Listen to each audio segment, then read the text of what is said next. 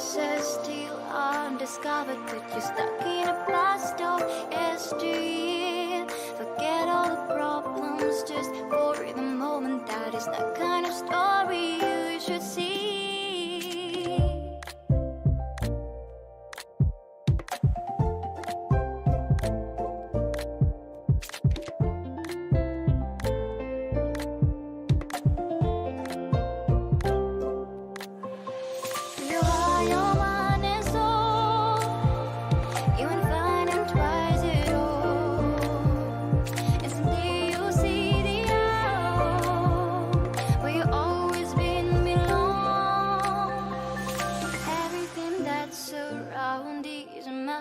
Just open the eyes of your